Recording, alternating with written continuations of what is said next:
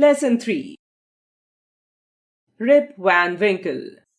Read the lesson. Long ago in North America lived Rip Van Winkle, a simple, good-natured but lazy man. He was always willing to help his neighbors and listen to what was troubling them. Everyone in the village liked him. He was very popular with them, taught them to fly kites, and told them long, interesting stories. He loved to spend time with his little daughter too. Unfortunately, his wife was bad-tempered and nagged poor Rip all day long. She complained, "You are always willing to help others, but you don't do any work at home or on the farm. Our family is in rags." In order to get away from his nagging wife, he would often take his gun and go to the Catskill Mountains with his constant and faithful companion, Wolf, his dog. One day he went to the mountains and spent the entire day there. He liked to go there. As he rested, a cool breeze blew. In fact, he fell asleep under a tree. When he woke up, it was already evening. He was heading back home when Rip was surprised to hear someone call out his name. "Rip Van Winkle!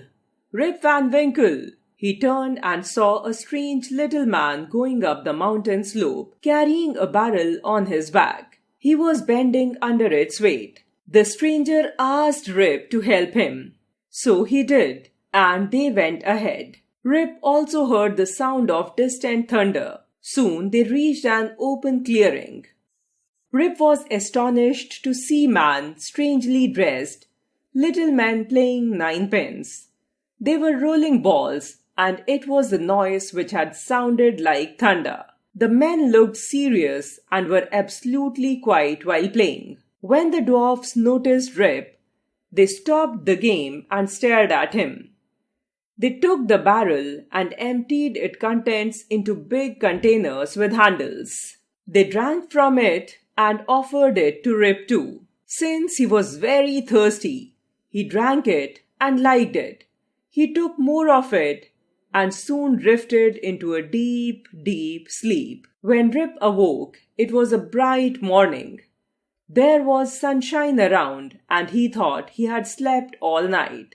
The dwarfs were not to be seen. He looked for his dog, Wolf, but could not find him. He began to make his way down the mountain to his village, carrying his gun. To his utter surprise, everything had changed. He did not remember for how long he had slept. He met many people in the village, but no one recognized him. He thought he knew everyone who lived there, but he couldn't recognize them either. He stroked his beard, which he realized was over a foot long, grizzled. He wondered how long he had been asleep. He looked around and saw new houses and buildings everywhere as he moved towards his house. The streets looked different, and it was not easy to find his way home. People were dressed in different kinds of clothes and stared at him as they spoke in whispers. Some dogs even barked and chased him as if he were a stranger. The portrait of King John III on an inn had been replaced by one of George Washington. At last, Rip reached his house, but could not believe his eyes. It was in ruins, and it appeared that no one had lived there for years. Rip was puzzled and wandered away. He realized that he must have slept for many years and not just for one night. A large crowd gathered around him. He looked at them and cried, "I'm Rip Van Winkle.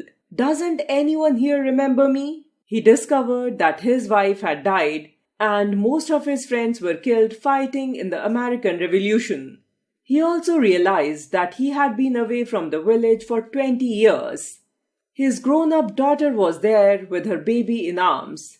She took him with her. Her baby's name was Rip. He continued to lead an idle and happy life there. He would tell others stories and also about the dwarfs he had met on the mountains.